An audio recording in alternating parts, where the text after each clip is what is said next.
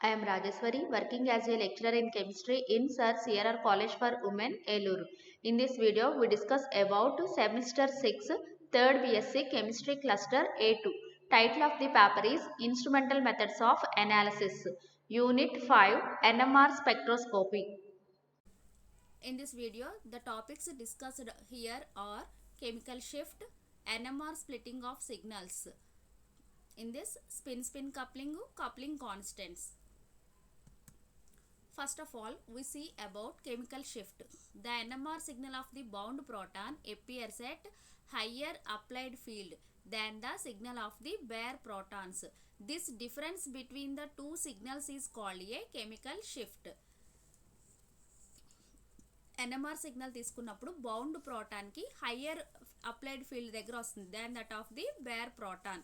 So ఇక్కడ bare proton ఏంటి అంటే మనకి సింగిల్ ప్రోటాన్ తీసుకున్నప్పుడు ఆ ప్రోటాన్కి రావాల్సిన సిగ్నల్ కన్నా బౌండ్ అయి ఉన్న ప్రోటాన్స్కి హయ్యర్ ఫీల్డ్ దగ్గర ఎన్ఎంఆర్ సిగ్నల్ అనేది వస్తుంది. ఈ డిఫరెన్స్ బిట్వీన్ ద టూ సిగ్నల్స్నే మనము ఏం చెప్తాము అంటే కెమికల్ షిఫ్ట్ అనేసి చెప్తాము. అంటే యాక్చువల్గా రావాల్సిన పొజిషన్ కన్నా మనకి ఎన్ఎంఆర్ సిగ్నల్ అనేది బౌండ్ ప్రోటాన్కి ఎక్కడ వస్తుంది అంటే హై ఫీల్డ్ దగ్గర వస్తుంది. సో ఈ difference between the two signals is called a chemical shift. Thus a chemical shift is the change in the resonance position of a nucleus that is brought about by its molecular environment. A peak at higher field than another is said to be upfield. A peak at lower field than another is said to be downfield. Thus, chemical shift is the change in the resonance position of a nucleus that is brought about by its molecular environment. So chemical షిఫ్ట్ని మనం ఎలా చెప్పొచ్చు అంటే change in the resonance position of a nucleus. మనం తీసుకునే nucleus యొక్క resonance పొజిషన్లో change రావడం అంటే యాక్చువల్గా రావాల్సిన పొజిషన్ కన్నా హై ఫీల్డ్లో వస్తుంది అని చెప్తున్నాం కదా. సో ఆ చేంజ్ ఇన్ ద పొజిషన్ నే మనం కెమికల్ షిఫ్ట్ అంటాం. సో ఆ చేంజ్ ఇన్ పొజిషన్ ఎలా వస్తుంది అంటే బై ఇట్స్ మాలిక్యులర్ ఎన్విరాన్మెంట్. వాటి చుట్టూ ఉండే మాలిక్యులర్ ఎన్విరాన్మెంట్ని బట్టి మనకి ఆ పొజిషన్లో చేంజ్ అనేది వస్తుంది అనమాట. A peak at higher field than another is said to be up field. ఏదైనా ఒక పీక్ తీసుకున్నప్పుడు ఆ పీక్ దాని పక్కన ఉన్న అనదర్ పీక్ కన్నా కూడా హై ఫీల్డ్లో కనుక ఉందనుకోండి ఆ పీక్ని ఏం చెప్తాము అంటే అప్ ఫీల్డ్లో ఉంది అనేసి చెప్తాము. A peak at lower field than another is said to be down field. లేదు ఆ పీక్ కనుక పక్కనున్న అనదర్ పీక్ కన్నా కూడా లోవర్ ఫీల్డ్ తక్కువ ఫీల్డ్లో కనుక ఉందనుకోండి అప్పుడు దాన్ని ఏం చెప్తాము అంటే డౌన్ ఫీల్డ్లో ఉంది అనేసి చెప్తాము. The protons in the electron rich environments are more shielded from the applied magnetic field and will sense a smaller effective magnetic field. Therefore, they will require a lower frequency to come into resonance because delta E is smaller. So electron rich ఎన్విరాన్మెంట్స్లో ఉన్న protons తీసుకున్నప్పుడు అవి ఎక్కువగా shield అవుతాయి అనమాట from the applied magnetic field. మనం apply చేసే magnetic field నుంచి షీల్డింగ్ అనేది ఎక్కువగా ఉంటుంది. ఏ ప్రోటాన్స్కి అంటే ఎలక్ట్రాన్ రిచ్ ఎన్విరాన్మెంట్స్లో ఉన్న ప్రోటాన్స్కి షీల్డింగ్ అనేది ఎక్కువగా ఉంటుంది. కాబట్టి they will sense a smaller effective magnetic field. అవి తక్కువ ఎఫెక్టివ్ మ్యాగ్నెటిక్ ఫీల్డ్నే చూపిస్తాయి. Therefore they will require a lower frequency to come into resonance because delta E is smaller.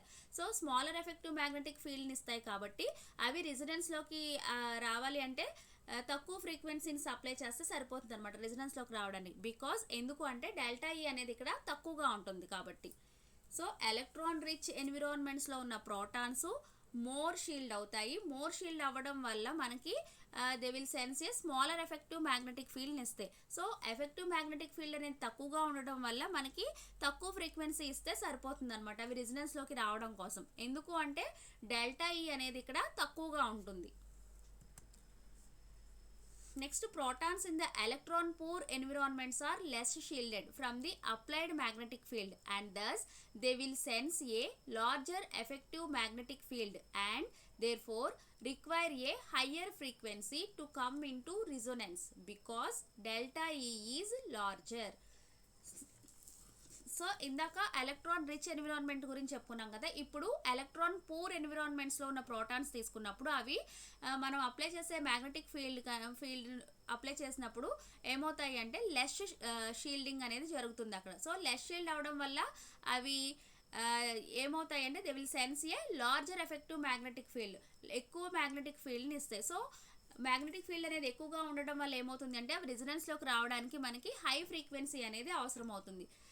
Because delta E is larger, ఎందుకంటే అక్కడ మనకి delta ఈ value అనేది ఎక్కువగా ఉంటుంది. The up field means farther to the right hand side of the spectrum and down field means farther to the left hand side of the spectrum. So up field down field అని చెప్పుకుంటున్నాం కదా. So up field అనేది ఏంటి అంటే అసలు మనకు వచ్చిన స్పెక్ట్రమ్కి farther to the right hand side బాగా చివరగా రైట్ హ్యాండ్ సైడ్ ఉన్నదాన్ని అప్ ఫీల్డ్ అనేసి చెప్తాము. And down field means farther to the left hand side of the స్పెక్ట్రమ్కి బాగా లెఫ్ట్ హ్యాండ్ సైడ్ చివరగా ఉన్నదాన్ని డౌన్ ఫీల్డ్ అనేసి మనం చెప్తాం అనమాట. The most NMR reference compound is tetramethyl silane which is known as TMS. So మనం ఇక్కడ ఎన్ఎంఆర్ సిగ్నల్స్ని డ్రా చేసుకునేటప్పుడు అక్కడ రిఫరెన్స్ కాంపౌండ్ కింద ఏం తీసుకుంటున్నాము అంటే టెట్రామిథైల్ సిలేన్ తీసుకుంటున్నాము, దాన్నే షార్ట్ ఫామ్లో టిఎంఎస్ అనేసి చెప్తాము. So the formula of TMS is CH3 4 times SI. So ఇక్కడ స్ట్రక్చర్ తీసుకున్నప్పుడు ఇక్కడ సిలికాన్ ఉంటుంది, దానికి 4 మిథైల్ గ్రూప్స్ అనేవి ఇలాగా అటాచ్ అయి ఉంటాయి అన్నమాట. Because silicon is less electronegative than carbon, the methyl groups of TMS are relatively electron rich and their protons are well shielded. In fact, protons of TMS are more shielded than those of almost all organic compounds. So, most NMR signals appear downfield. ఎందుకు మనం ఇక్కడ టీఎంఎస్ని reference compound కింద తీసుకుంటున్నాము అంటే silicon అనేది less electronegative than carbon యాటమ్తో compare చేసినప్పుడు silicon అనేది తక్కువ ఎలక్ట్రోనెగటివ్ యాటమ్. కాబట్టి ఏమవుతుంది, the methyl groups of TMS are relatively electron rich. దానికి అటాచ్ అయ్యి ఉన్న మిథైల్ గ్రూప్స్ తీసుకున్నప్పుడు అవి ఎలక్ట్రాన్ రిచ్ ఎన్విరాన్మెంట్లో ఉంటాయి. And there protons are well shielded. Electron rich environment కాబట్టి వాటి ప్రోటాన్స్ అన్నీ కూడా బాగా షీల్డింగ్ అనేది జరుగుతుంది. In fact protons of TMS are more shielded than those of the almost all organic compounds. Protons of TMS తీసుకున్నప్పుడు ఎక్కువగా షీల్డింగ్ అనేది జరుగుతుంది. ఎందుకంటే అక్కడ 4 మిథైల్ గ్రూప్స్ ఉన్నాయి, 4 కూడా electron rich groups, electron rich కాబట్టి షీల్డింగ్ అనేది ఎక్కువగా ఉంటుందని చెప్తున్నాము. సో అన్ని ఆర్గానిక్ కాంపౌండ్స్ తోటి కంపేర్ చేసినప్పుడు టీఎంఎస్లో ఉన్న ప్రోటాన్స్ ఎక్కువగా షీల్డింగ్ అనేది జరుగుతుంది. So most NMR signals appear down field. So NMR signals అన్నీ కూడా మనకి ఏ ఆర్గానిక్ కాంపౌండ్స్ తీసుకున్నా కూడా టీఎంఎస్తో కంపేర్ చేసినప్పుడు అన్నీ మనకి డౌన్ ఫీల్డ్లోనే వస్తాయి అనమాట. In a solution containing TMS all the relevant signals appear to the left of the TMS peak. So మనము ఏదైనా ఒక శాంపుల్ సొల్యూషన్ తీసుకుని దాంట్లో టీఎంఎస్ ఉండేది తీసుకున్నాం అనుకోండి, అన్ని సిగ్నల్స్ కూడా టీఎంఎస్ పీక్కి లెఫ్ట్ సైడ్లోనే వస్తాయి. ఆ సొల్యూషన్లో ఉన్న శాంపుల్స్కి వేటికైనా సరే ఎన్ఎంఆర్ సిగ్నల్స్ అనేవి టీఎంఎస్ పీక్కి లెఫ్ట్ సైడ్లోనే వస్తాయి అన్నమాట. ఎందుకంటే అన్నీ కూడా మనకి డౌన్ ఫీల్డ్లోనే వస్తాయని చెప్పుకున్నాం కదా. So left side of the TMS పీకే మనకి ఏ శాంపుల్కైనా ఎన్ఎంఆర్ సిగ్నల్స్ అనేవి వస్తాయి. The position in NMR spectrum where a signal occurs is called the chemical shift. So NMR spectrum యొక్క పొజిషన్ ఎక్కడైతే మనకి సిగ్నల్ వస్తుందో దాన్నే మనము కెమికల్ షిఫ్ట్ అనేసి చెప్తాం అనమాట. The chemical shift indicates how for the signal is from the TMS peak. So chemical shift మనకి ఏం చెప్తుంది అంటే దేన్ని ఇండికేట్ చేస్తుందంట, టీఎంఎస్ పీక్ నుంచి మనకు వచ్చిన సిగ్నల్ ఎంత దూరంలో ఉంది ఏంటి అనేది ఇండికేట్ చేస్తుంది. The most common scale for chemical shift is the delta scale and has units of parts per million, that is ppm. Most proton chemical shifts fall in the range 0 to 10 ppm. So మనకి chemical షిఫ్ట్ని కామన్గా ఏ స్కేల్లో determine చేసుకుంటామంటే delta స్కేల్లో represent చేస్తాము. దానికి units వచ్చేసరికి parts per million, సింపుల్గా మనం పీపీఎమ్స్ అనేసి రిప్రజెంట్ చేస్తాం. Most proton chemical shifts fall in the range. So chemical షిఫ్ట్కి రేంజ్ వచ్చేసరికి ఎక్కడి నుంచి ఎక్కడి వరకు ఉంటుంది అంటే 0 నుంచి 10 ppm వరకు ఉంటుంది. కెమికల్ షిఫ్ట్ ఫార్ములా తీసుకున్నప్పుడు chemical shift is equal to delta in ppms is equal to position of signal in hedges minus position of TMS peak in hedges divided by spectrometer frequency mega hedges. So this is the formula of chemical shift. ఇక్కడ మనకి వచ్చే value పీపీఎమ్స్లో వస్తుంది. So ఇక్కడ మనం ఇట్లాగా సింపుల్గా ఒక diagram తీసుకుంటున్నాము which represents down field up field. So ఇలా ఒక డెల్టా స్కేల్ తీసుకుంటున్నాము, 0 నుంచి 10 వరకు ఉంటుందని చెప్పాం కదా. సో 0 to 10 తీసుకుంటున్నాం డెల్టా స్కేల్. సో ఇటు తీసుకున్నప్పుడు లెఫ్ట్ హ్యాండ్ సైడ్ తీసుకున్నప్పుడు హై ఫ్రీక్వెన్సీ ఉంటుంది, డీ షీల్డింగ్ జరుగుతుంది. సో డౌన్ ఫీల్డ్ అనేసి చెప్తాం, ఎందుకంటే farther to the left hand side తీసుకుంటున్నాం కాబట్టి. అదే ఇటువైపు తీసుకున్నాం అనుకోండి, తక్కువ ఫ్రీక్వెన్సీ ఉంటుంది, లోవర్ ఫ్రీక్వెన్సీ, షీల్డింగ్ జరుగుతుంది, up field. Farther to the right hand side తీసుకుంటున్నాం కాబట్టి ఇది అప్ ఫీల్డ్ అనేసి చెప్తాము. Next one, NMR splitting of signals in this spin coupling. The interactions between the spins of neighboring magnetic nuclei in a molecule may cause the splitting of NMR signal in the spectrum. This is known as spin-spin coupling, which occurs through bonds by means of a slight unpairing of the bonding electrons. So spin coupling గురించి చెప్పుకోవాలంటే ఇక్కడ ఏం తీసుకుంటున్నామంటే interactions between the spins of neighbouring magnetic nuclei in a molecule may cause the splitting of NMR signal in the spectrum. So ఇక్కడ ఏంటి అంటే neighbouring magnetic nuclei యొక్క interactions తీసుకుంటున్నాం. అంటే పక్కనున్న న్యూక్లియస్లో ఇంటరాక్షన్స్ జరుగుతాయి. ఆ ఇంటరాక్షన్స్ ఏంటి అంటే ఇక్కడ మనకి the interactions between the spins of neighboring magnetic nuclei in a molecule may cause the splitting of NMR signal in the spectrum.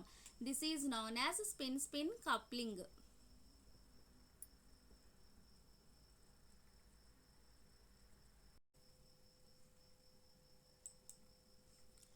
Next one, NMR splitting of signals.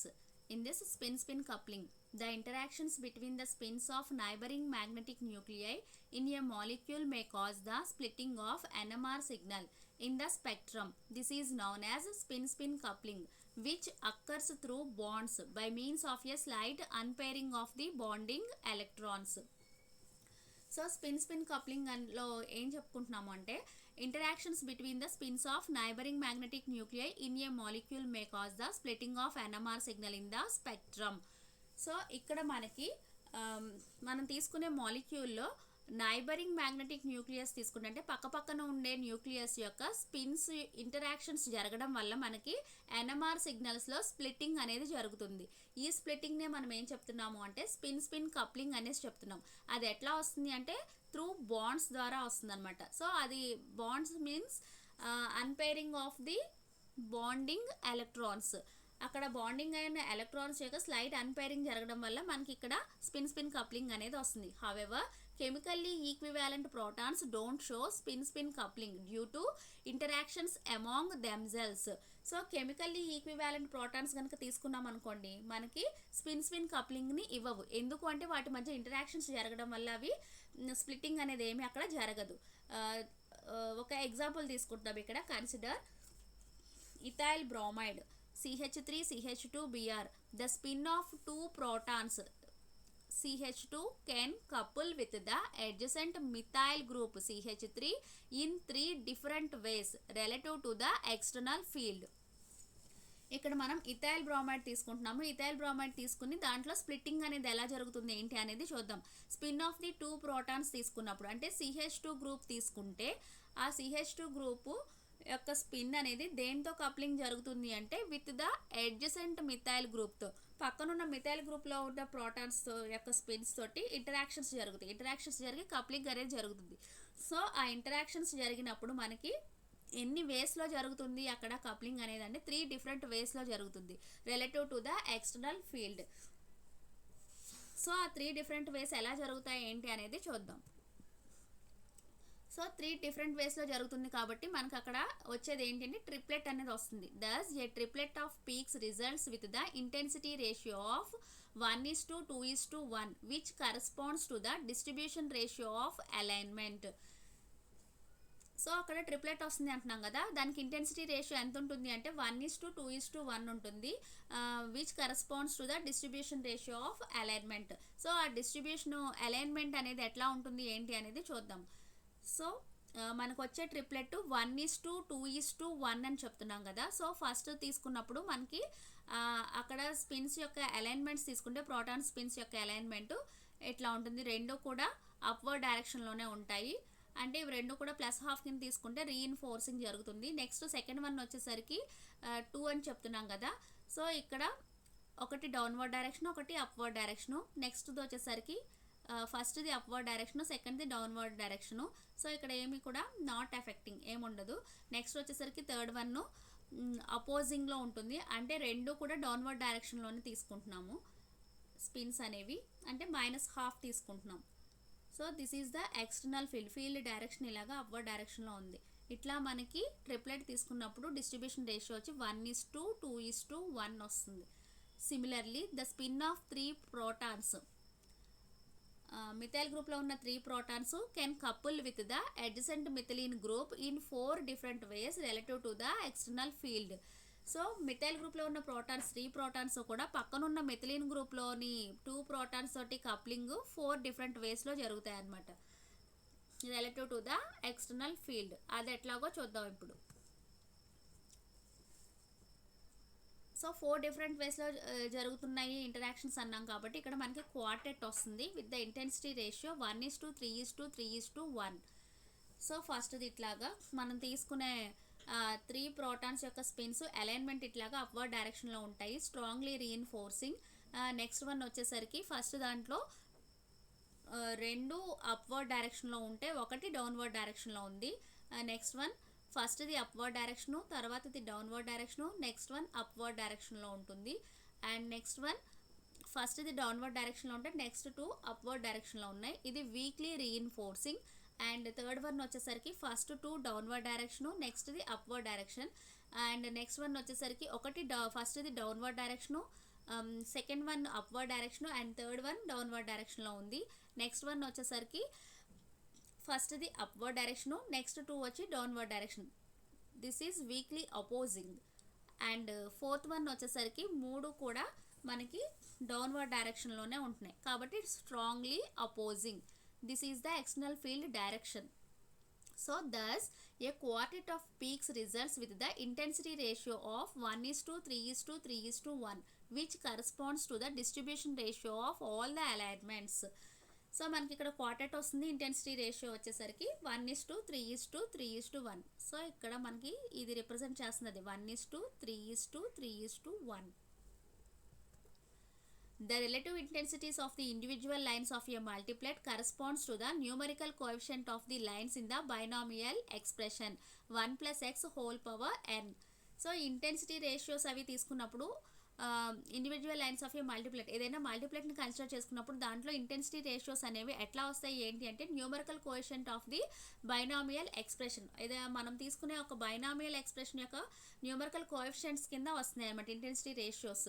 So binomial expression తీసుకున్నప్పుడు 1 + x whole power ఎన్ని దాంట్లో మనం n values substitute చేసుకుంటూ వెళ్తే మనకి intensity ratios అవి ఎలా వస్తాయి ఏంటి అనేది చూద్దాం ఇప్పుడు. If n is equal to 1 + x whole power n is equal to 1 + x whole power 1, that is equal to 1 + x. So numerical కోఎఫిషియంట్సే తీసుకుంటున్నాం కాబట్టి ఇక్కడ రేషియో ఎట్లా రాసుకుంటాము అంటే 1:1 అనమాట. n వాల్యూ 1 తీసుకుని మనము 1 + x హోల్ పవర్ nలో సబ్స్టిట్యూట్ చేసుకున్నప్పుడు మనకు వచ్చిన వాల్యూ ఏంటి అంటే 1 + x వచ్చింది. న్యూమరికల్ కోఎఫిషియంట్స్ ఒకటే తీసుకుంటే రేషియో వచ్చేసరికి 1:1 అనమాట. If n is equal to 2, 1 + x whole square is equal to 1 + 2x + x square. Numerical coefficients ఒకటే తీసుకున్నప్పుడు మనకి రేషియో వచ్చేసరికి 1:2:1 వస్తుంది.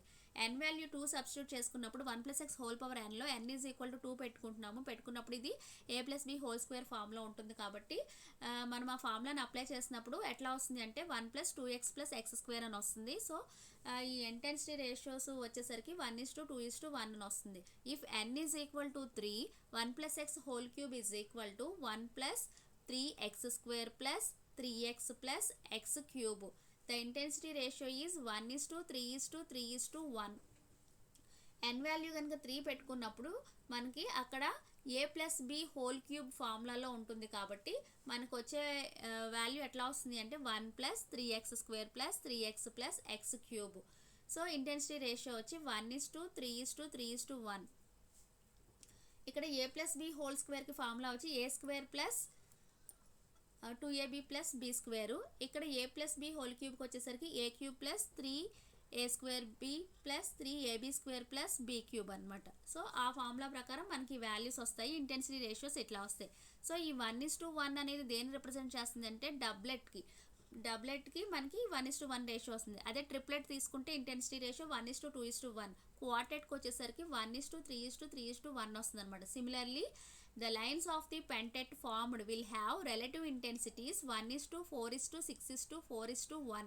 అలాగే పెంటెట్కి కనుక తీసుకుంటే ఇంటెన్సిటీ రేషియో ఎంత ఉంటుందంట 1:4:6:4:1 ఉంటుంది. Hence, the splitting of signal is due to the different environments of the absorbing proton, not with respect to electrons, but with respect to the nearby protons. So ఇక్కడ మనకి స్ప్లిట్టింగ్ ఆఫ్ సిగ్నల్ అనేది ఎలా వస్తుంది అంటే due to the different environments of the absorbing protons present అయి ఉన్న different ఎన్విరాన్మెంట్స్ని బట్టి మనకు అక్కడ స్ప్లిట్టింగ్ ఆఫ్ సిగ్నల్ అనేది జరుగుతుంది. ఇక్కడ స్ప్లిట్టింగ్కి కాజ్ అయ్యేవి ఏంటి అంటే నియర్ బై ప్రోటాన్స్ మాత్రమే, ఎలక్ట్రాన్స్ కాదు. ఎలక్ట్రాన్స్ వల్ల మనకి ఇక్కడ స్ప్లిట్టింగ్ అనేది జరగదు, ఓన్లీ బై ది ప్రోటాన్స్ వల్ల మాత్రమే స్ప్లిట్టింగ్ ఆఫ్ సిగ్నల్ అనేది జరుగుతుంది. Next one coupling constant. సో కప్లింగ్ కాన్స్టెంట్ని మనం J అనే లెటర్ తోటి రిప్రజెంట్ చేస్తాం. The distance between the centres of the 2 adjacent peaks in a multiplet is usually constant and is called the coupling constant. ఏదైనా ఒక మల్టీప్లెట్ తీసుకున్నప్పుడు దాంట్లో పక్కపక్కన ఉన్న పీక్స్ యొక్క సెంటర్స్ నుంచి డిస్టెన్స్ తీసుకుంటే ఆ సెంటర్స్ మధ్యలో ఉండే డిస్టెన్స్ కాన్స్టెంట్గా ఉంటుంది ఎప్పుడు కూడా. ఆ కాన్స్టెంట్ వాల్యూనే మనం ఏం చెప్తున్నాము ఇక్కడ అంటే కప్లింగ్ కాన్స్టెంట్ అనేసి చెప్తున్నాం. The value of the coupling constant is independent of the external field. మనం అప్లై చేసే ఫీల్డ్ తోటి ఈ కప్లింగ్ కాన్స్టెంట్కి ఏ సంబంధం ఉండదు అనమాట, ఇండిపెండెంట్గా ఉంటుంది. It is measured in hertz or in cycle per second. It is denoted by J. So coupling కాన్స్టెంట్ని దేంట్లో మెజర్ చేస్తాము అంటే ఎదర్ హెడ్జెస్లో కానీ లేదంటే సైకిల్స్ పర్ సెకండ్స్లో కానీ మెజర్ చేస్తాము. ఏ లెటర్తో రిప్రజెంట్ చేస్తాము అంటే J అనే లెటర్ తోటి రిప్రజెంట్ చేస్తాము. సో ఏదైనా ఒక మల్టీప్లెట్ తీసుకుంటే ఆ మల్టీప్లెట్లో ఉన్న పీక్స్ పక్కపక్కన ఉన్న 2 adjacent పీక్స్ యొక్క సెంటర్స్ నుంచి కనుక డిస్టెన్స్ తీసుకుంటే ఆ డిస్టెన్స్ ఎప్పుడూ కూడా కాన్స్టెంట్గానే ఉంటుందంట. ఆ కాన్స్టెంట్నే మనం ఏం చెప్తున్నాము కప్లింగ్ కాన్స్టెంట్ అంటున్నాము. ఏ లెటర్తో రిప్రజెంట్ చేస్తున్నాము అంటే J అనే లెటర్ తోటి రిప్రజెంట్ చేస్తున్నాము. యూనిట్స్ వచ్చి హెడ్జెస్ కానీ లేదంటే సైకిల్స్ పర్ సెకండ్స్లో కానీ దాన్ని మనం మెజర్ చేస్తాం. From the value of coupling constant, one can distinguish between the 2 singlets and 1 doublet and also a quartet from 2 doublets. So ఈ కప్లింగ్ కాన్స్టెంట్ వాల్యూ నుంచి మనము ఏం చెప్పచ్చు అంటే అది డబ్లెట్టా లేదంటే 2 సింగ్లెట్సా అనేసి డిఫరెన్షియేట్ చేయొచ్చు. లేదు ఒక క్వార్టెట్ని ఇంకా 2 డబ్లెట్స్ని కూడా మనం డిస్టింగ్విష్ చేయొచ్చు అనమాట. If the separation between the lines does not change, then the signal is a doublet. So doublet అంటే మనకు అక్కడ 2 పీక్స్ వస్తాయి.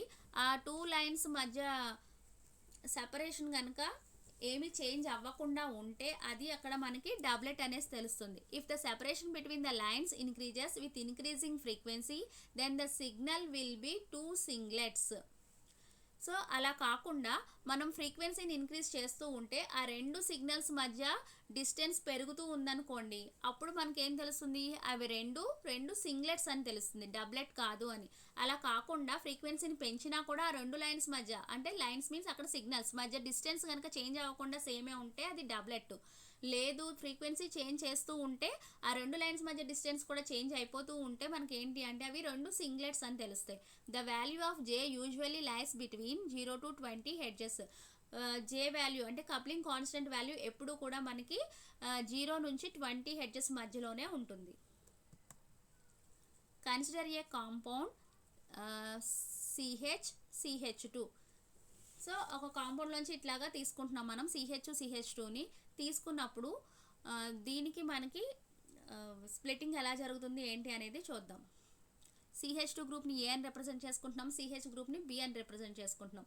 In the NMR spectrum of this compound proton B is under the influence of two protons A.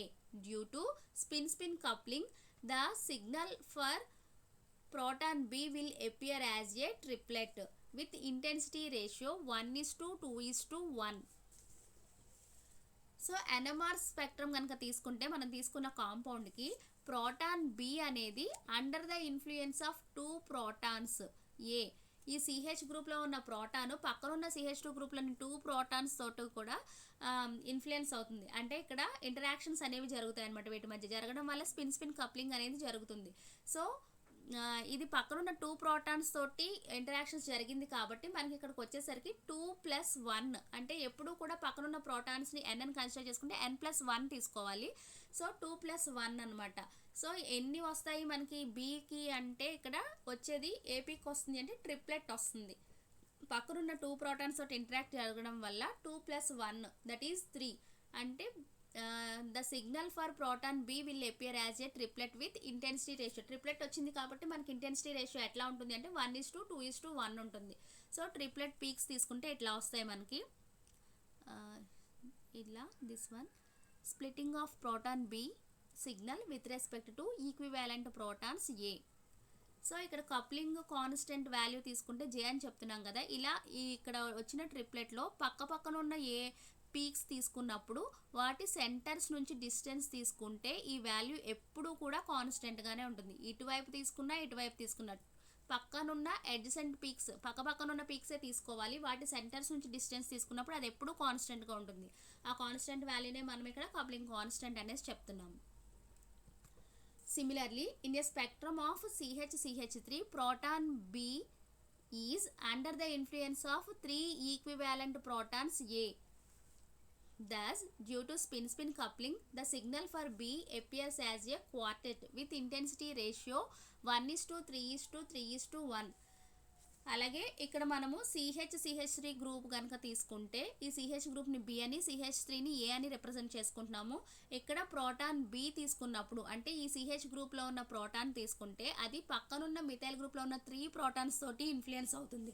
So 3 protons తోటి influence అయ్యింది అంటే మనకు అక్కడ ఏంటి వస్తుంది 3+1 అని చెప్తున్నాం. ఎప్పుడు కూడా దానిలో ఉన్న ప్రోటాన్స్ n అని తీసుకుంటే n+1 తీసుకోవాలి.